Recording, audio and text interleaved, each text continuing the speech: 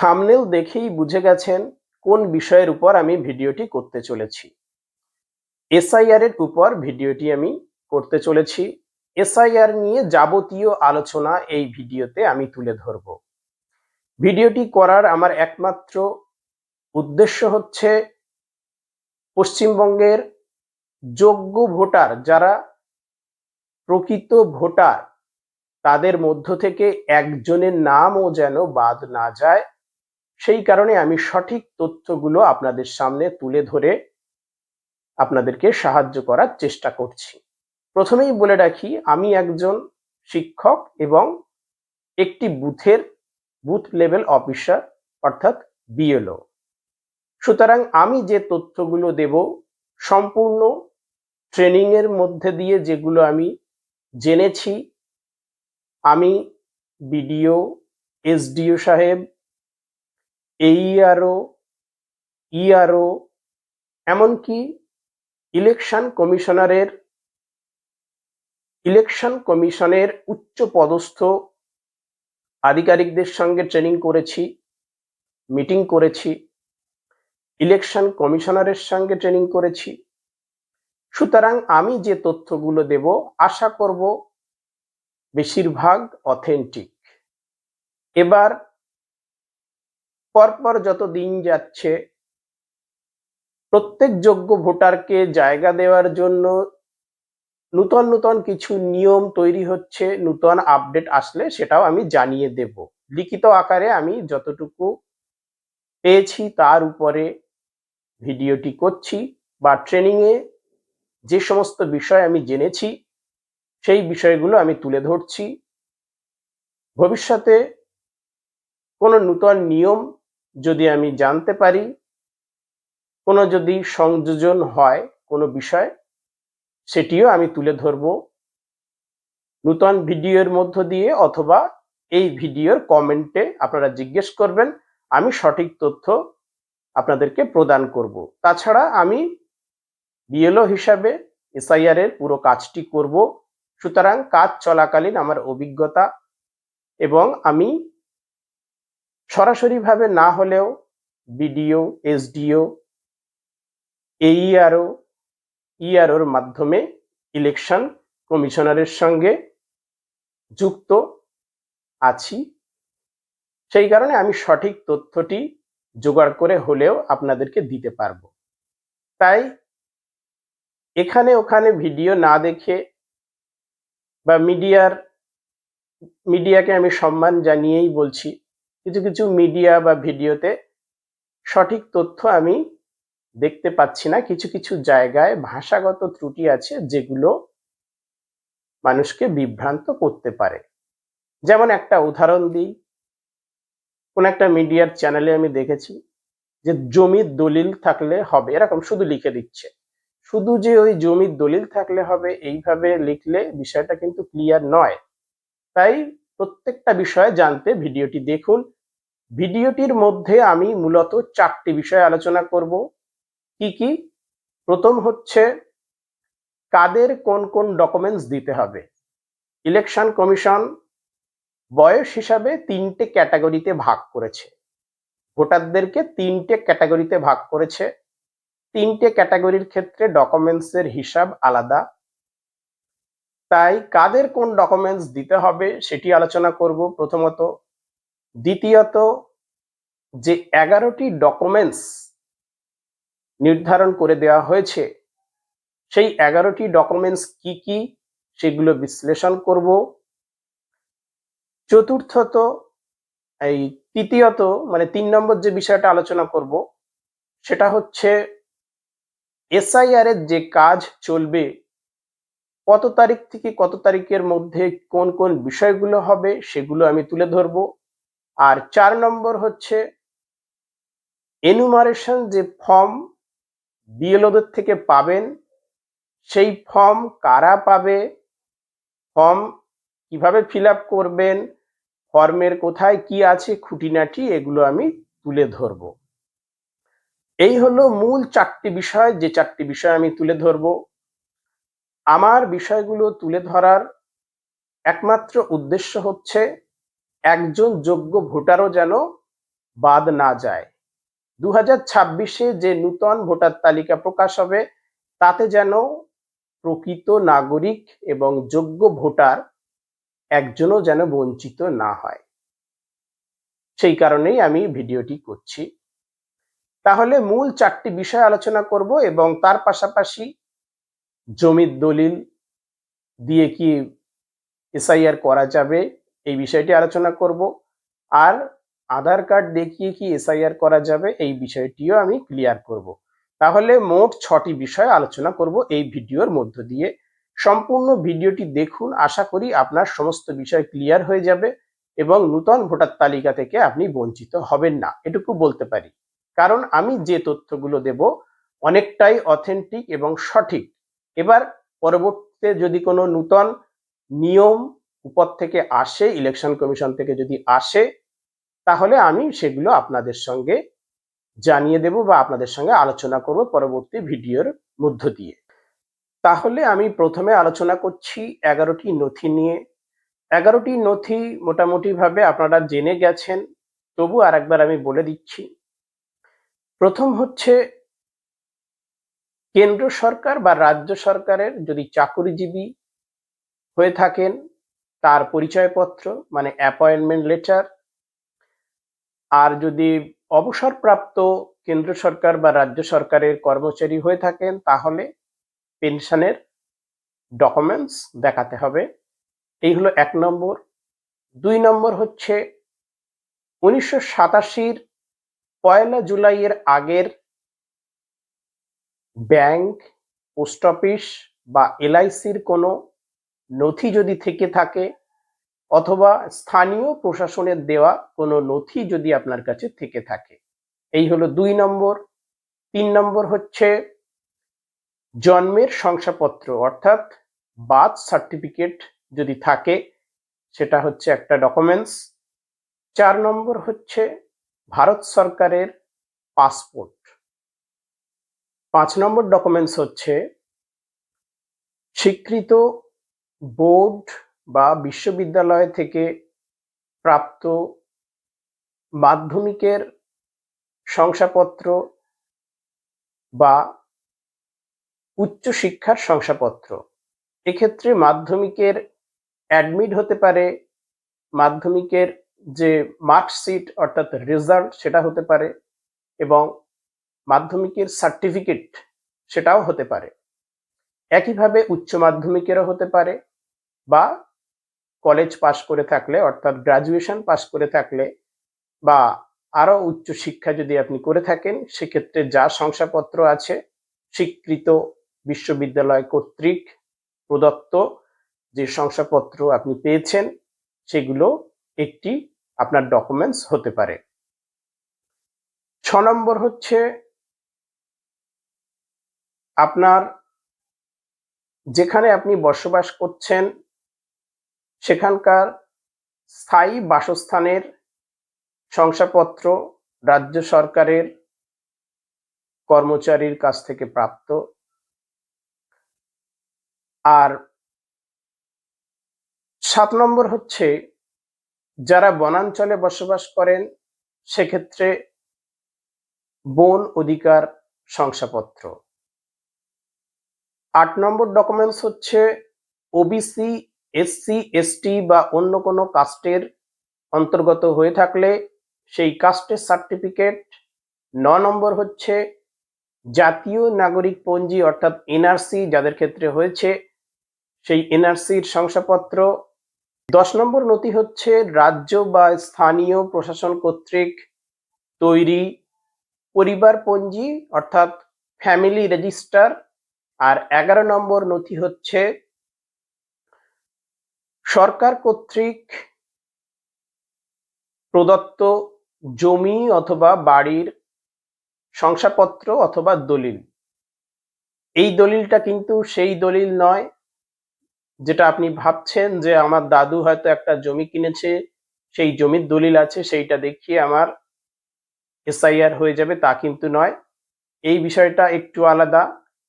সরকার কর্তৃক যদি কোনো জমি পেয়ে থাকেন বা বাড়ি পেয়ে থাকেন সেই তার নথি দিতে হবে বা সেই জমির বা সেই বাড়ির দলিল দিতে হবে।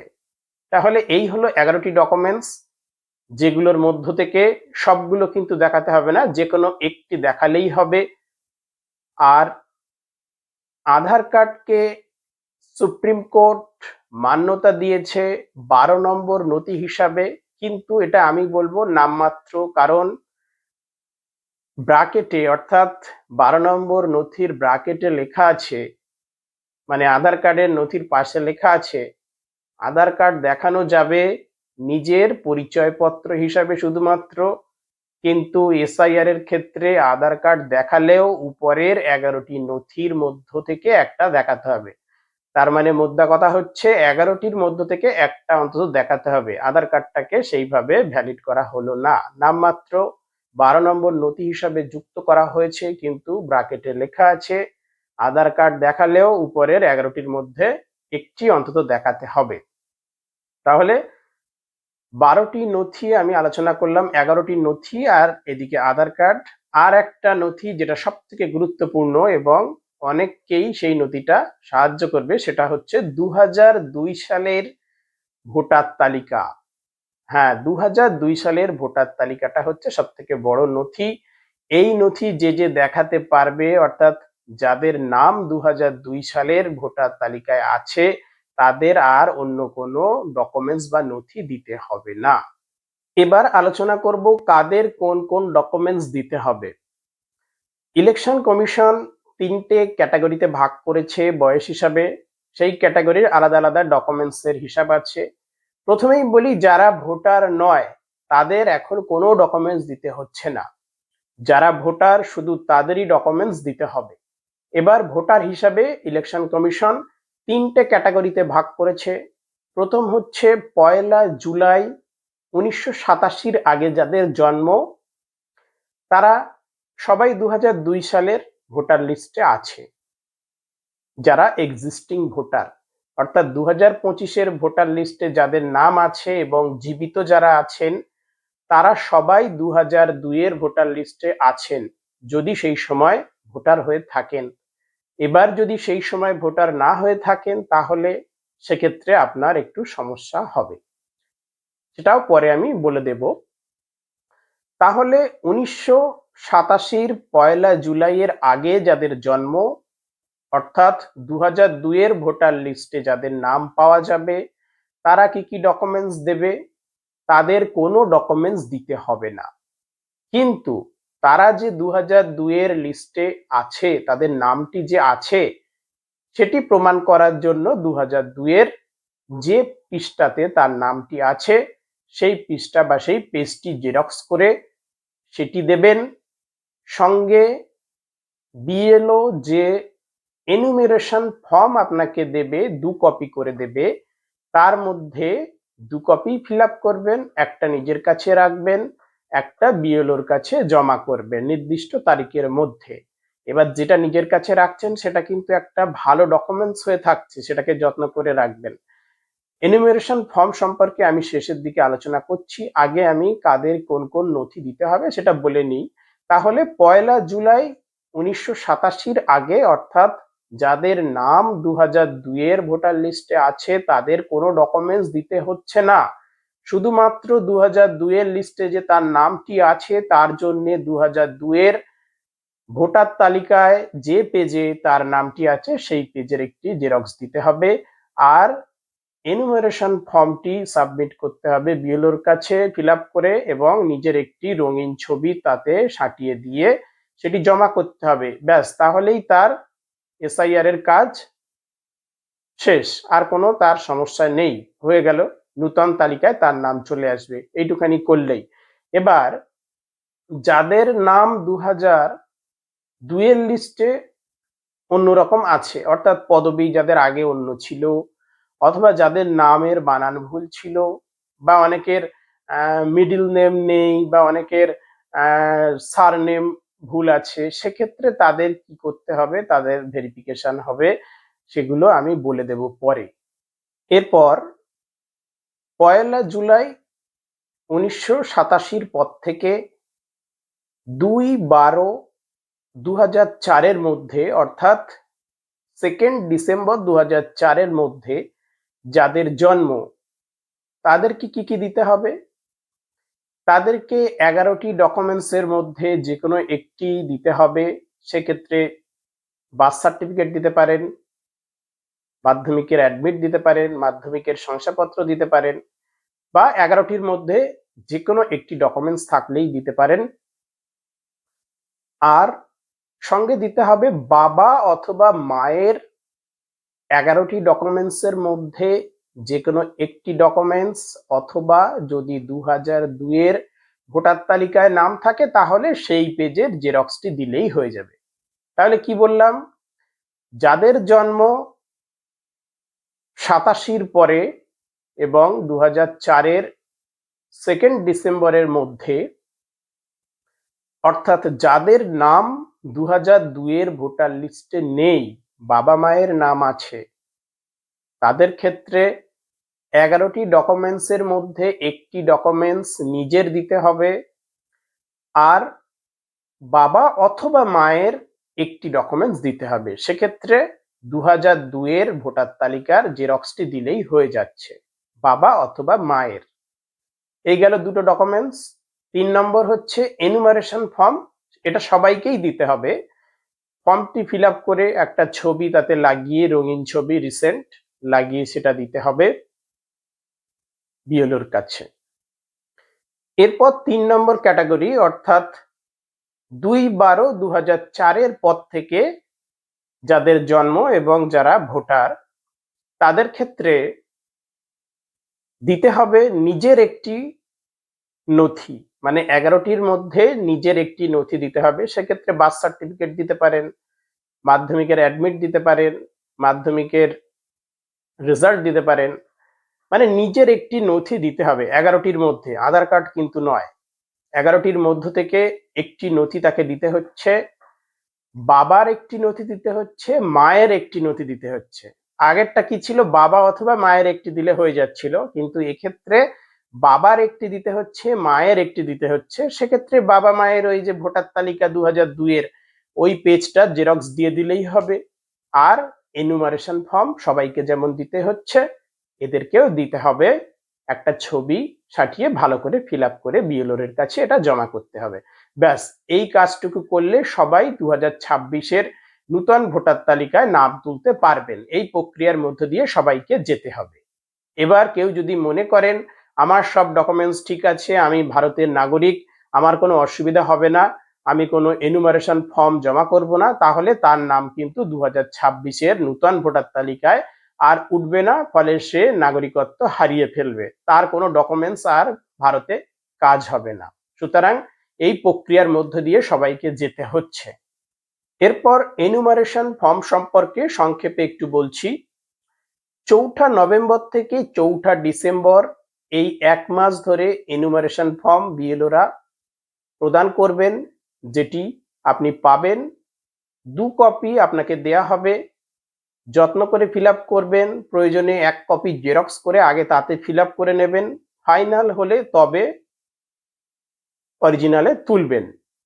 কারণ এনুমারেশন ফর্ম দুটো দেয়া হবে, একটা ফিল আপ করে নিজের কাছে রাখবেন, সেটা একটা ভ্যালিড ডকুমেন্টস হয়ে থাকবে আপনার। আর 1 কপি নির্দিষ্ট তারিখের মধ্যে বিএলও কে জমা করতে হবে। এনুমারেশন ফর্মে আপনার 90% তথ্য প্রায় দেয়া থাকবে, যেমন আপনার নাম, আপনার ঠিকানা, আপনার ভোটার কার্ডের যে নাম্বার দেয়া থাকবে, আপনার পুরানো ভোটার কার্ডে যে ছবিটি ছিল সেই ছবিটি থাকবে, আপনার এলাকার যিনি বিএলও তার নাম থাকবে উপরে, তার ফোন নাম্বার থাকবে, একটা কিউআর কোড থাকবে যেটা স্ক্যান করে আপনার সমস্ত তথ্য পাওয়া যাবে, আর একটা নূতন ছবি লাগানোর জায়গা থাকবে। আরো কিছু থাকতে পারে, এগুলো আপাতত থাকবে আমি বলে দিলাম।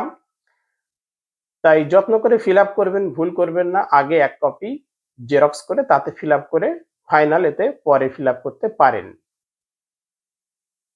এনুমারেশন ফর্মে একটা নূতন বিষয় সংযোজিত হয়েছে, যেটা হচ্ছে রিলেটিভের নাম। মানে 2002-এ আপনার বাবা মায়ের নাম ধরো নেই, সেক্ষেত্রে রিলেটিভের নাম দেওয়ার একটা জায়গা আছে। যদি কোনো রিলেটিভ আপনার থেকে থাকে, তার নামটি দিতে হবে, তার সঙ্গে আপনার সম্পর্ক কি সেটাও লেখার জায়গা থাকছে। আর কি থাকছে, এনুমারেশন ফর্মে একটি ছবি লাগানোর জায়গা থাকবে, যেখানে আপনার রিসেন্ট কালার একটি ছবি লাগিয়ে দেবেন, যেটি আপনার নূতন যে ভোটার কার্ড আসবে তাতে এই ছবিটি থাকবে, পুরানো ছবিটি আর থাকবে না। ঠিক আছে, তাহলে টোটাল এনুমারেশন ফর্মটিও আমি বলে দিলাম। এরপর এসআইআর এর যে কাজটি চলবে সেটি কত তারিখে কি কি কাজ হবে আমি বলছি, শুনুন। প্রথম 28 তারিখ থেকে, আমি আগেই ভিডিওয়ে বলে দিয়েছিলাম, 28 তারিখ থেকে অর্থাৎ এই মাসের 28 অক্টোবর থেকে এসআইআর এর কাজ শুরু হয়ে গেছে। 28 অক্টোবর থেকে ৩রা নভেম্বর পর্যন্ত এর মধ্যে বিএলওদের, বিএলওদের অর্থাৎ আমাদের এইআরওদের ট্রেনিং পর্বগুলো সম্পন্ন হবে, অর্থাৎ ট্রেনিং হবে আরেকবার। আর কি হবে, যে এনুমারেশন ফর্ম বিএলও আপনাদের দেবেন সেই ফর্মের প্রিন্টিং এর কাজ চলবে, মানে অলরেডি শুরু হয়ে গেছে, কাজ চলছে। আপনার কিছু ডিটেলস সেই ফর্মে আগে থেকেই প্রিন্ট করা থাকবে, সেই প্রিন্টিং এর কাজটি চলছে। যেমন আপনার নাম, আপনার ভোটার কার্ডের নাম্বার ইত্যাদি আরো অনেক কিছু থাকবে, অনেকটাই ফিল আপ থাকবে, আর বাকিটুকু ফিল আপ আপনাকে করতে হবে। তাহলে 28 তারিখ থেকে 28 অক্টোবর থেকে ৩রা নভেম্বর পর্যন্ত আমাদের ট্রেনিং হবে। আর কি হবে, এই প্রিন্টিং, অর্থাৎ আপনার যে তথ্য, কিছু তথ্য এনুমারেশন ফর্মে আগে থেকেই আপনি দেখতে পাবেন, যখন আপনার কাছে যাবে ফর্মটি আপনি দেখবেন কিছু তথ্য আপনার আগে থেকেই সেখানে প্রিন্ট করা আছে, সেই প্রিন্টের কাজটি এখন চলছে। এই তারিখ থেকে এই তারিখের মধ্যে এটা চলবে। এই হলো প্রথম কাজ এসআইআর এর। দ্বিতীয় কাজ হচ্ছে ৩রা নভেম্বরে হয়ে যাচ্ছে প্রিন্টিং এর কাজ। তারপর ৪ঠা নভেম্বর থেকে ৪ঠা ডিসেম্বর, মানে 4th নভেম্বর থেকে 4th ডিসেম্বরের মধ্যে আপনাদের কাছে এনুমারেশন ফর্ম বিএলও দেবেন। সেক্ষেত্রে বিএলও পৌঁছে দেবেন। এবং আপনি যদি মনে করেন যে আমার তো বুথের একেবারে শেষ প্রান্তে আমার বাড়ি, সেক্ষেত্রে আমার বাড়ি যদি আসতে 1 মাস লেগে যায়, যেহেতু 1 মাস ধরে ফর্ম দেওয়া হবে, সেক্ষেত্রে আপনি বিএলওর এর সঙ্গে যোগাযোগ করে আগে ফর্মটি বিএলওর এর থেকে নিয়ে তাড়াতাড়ি ফিল আপ করতে পারেন। যদি আপনার মনে হয় যে আমার ডকুমেন্টস এর কোনো সমস্যা আছে, সেক্ষেত্রে আমার ডকুমেন্টসটি রেডি করতে একটু টাইম লাগবে, আগে থেকে আপনি বিএলওর এর সঙ্গে যোগাযোগ করে ফর্মটি নিয়ে নিতে পারেন। এরপর এসআইআর এর ৩ নম্বর কাজ হচ্ছে publication of draft electoral role, অর্থাৎ একটা খসড়া ভোটার তালিকা প্রকাশ করবে ইলেকশন কমিশন, যেটা ৯ ডিসেম্বরে। আপনি যে এনুমারেশন ফর্মটি পাচ্ছেন, 1 মাস ধরে বিএলওরা দেবে, সেই ফর্মটি ফিল আপ করে জমা দিলেন, ৪ঠা ডিসেম্বর পর্যন্ত ফর্মটি পাচ্ছেন, তারপরে সেটি জমা করছেন। জমা করার পর 9th ডিসেম্বর, মানে ডিসেম্বরের ৯ তারিখে একটা খসড়া অনলাইনে প্রকাশ হবে, মানে কার কার নাম উঠলো সেটা একটা খসড়া আকারে প্রকাশ হবে, মানে ভোটার তালিকা যেমন সেরকমই একটা খসড়া প্রকাশ করবে। সেটা ফাইনাল নয়, তারপরেও কাজ আছে, সেটা প্রথম প্রকাশ করবে। এটা হচ্ছে ৩ নম্বর কাজ। কত তারিখে হচ্ছে? ৯ ডিসেম্বর হচ্ছে। ৪ নম্বর কাজ হচ্ছে ক্লেম অ্যান্ড অবজেকশন ফেজ, মানে আপনি ওই যে লিস্টটি খসড়া যেটি প্রকাশ হলো, সেই লিস্টে যদি আপনার নামের কোথাও ভুল থাকে বা আপনার নাম যদি না উঠে থাকে, সেক্ষেত্রে আপনি ক্লেম অ্যান্ড অবজেকশন জানাতে পারবেন। সে কিভাবে জানাবেন সেগুলো আমি পরবর্তীতে বলে দেব। আমাদের ট্রেনিং এ যেগুলো বলে দেবে, যে হিসাবে এগুলো করতে হবে, সেই হিসেবে পরপর আমি তথ্য আপনাদেরকে দিয়ে দেব। কিভাবে ক্লেম করবেন, কিভাবে অবজেকশন করবেন, যে এই নামটি কেন উঠলো বা এই নামটি কেন বাদ গেল বা নামের ভুল কেন এলো, এগুলোর জন্য আপনি অনলাইনে দেখে নিয়ে অবজেকশন করবেন। তার সময় হচ্ছে 1 মাস সময় দেওয়া হবে। যেদিন পাবলিশ হচ্ছে 9th ডিসেম্বর, সেই দিন থেকেই আপনি অবজেকশন বা ক্লেম করতে পারবেন। 8 জানুয়ারি 2026 পর্যন্ত, মানে টানা 1 মাস ক্লেম অ্যান্ড অবজেকশন ফেজ চলবে। তার মধ্যে যদি আপনার কোনো ভুল থাকে তাহলে সেটি জানাতে হবে, বা যদি নাম না উঠে থাকে সেটিও জানাতে হবে। এরপর 5 নম্বর কাজ হচ্ছে নোটিশ ফেজ, অর্থাৎ যাদের নাম নূতন ভোটার তালিকায় উঠবে না তাদের বাড়ি বাড়ি নোটিশ যাবে। এই ফেজের মধ্যে হিয়ারিং আর ভেরিফিকেশন হবে। তাদেরকে ডকুমেন্টস নিয়ে নির্দিষ্ট জায়গায় যেতে হবে, কোথায় যেতে হবে সেটা আমি বলে দেব পরে। তাদের ডকুমেন্টস নিয়ে ভেরিফিকেশন হবে, বা যারা ক্লেম অবজেকশন করে থাকবে তাদেরও এই ফেজের মধ্যে হিয়ারিং আর ভেরিফিকেশন চলবে। এটা 9 ডিসেম্বর 2025 থেকে 31 জানুয়ারি 2026 পর্যন্ত চলবে, অর্থাৎ টানা প্রায় 2 মাস ধরে নোটিশ ফেজটি চলবে। তাই যার যা সমস্যা যদি বাদ পড়ে যায় এর মধ্যে কিন্তু ডকুমেন্টস নিয়ে সেটা ঠিক করে নিতে হবে।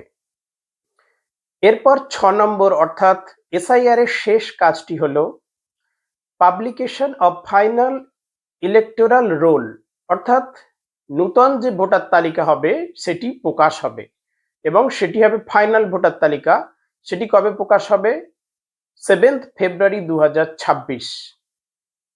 তাহলে ফাইনাল নূতন ভোটার তালিকা 7 ফেব্রুয়ারি 2026-এ প্রকাশ হবে। এর পরেও যদি কারো নাম এই লিস্টে না থাকে, অতিরিক্ত 15 দিন সময় সে পাবে অভিযোগ জানাতে। কার কাছে অভিযোগ জানাতে পারবে? ডিএম অর্থাৎ ডিস্ট্রিক্ট ম্যাজিস্ট্রেটের কাছে অভিযোগ জানাতে পারবে। এই হলো পুরো বিষয়।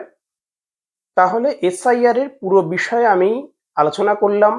ভিডিওটি দেখে যদি আপনার একটু উপকার হয়ে থাকে তাহলে ভিডিওটিকে লাইক করবেন আর আপনার পরিচিতদের কাছে শেয়ার করবেন সঠিক তথ্য পৌঁছে দেওয়ার জন্য। আর ভবিষ্যতে যদি আরো তথ্য পেতে চান তাহলে চ্যানেলটি অবশ্যই সাবস্ক্রাইব করে রাখুন এবং নোটিফিকেশন অন করে রাখুন। সমস্ত আপডেট আমি যা পাবো তার উপরে আবার পরবর্তীতে ভিডিও নিয়ে আসব। ধন্যবাদ।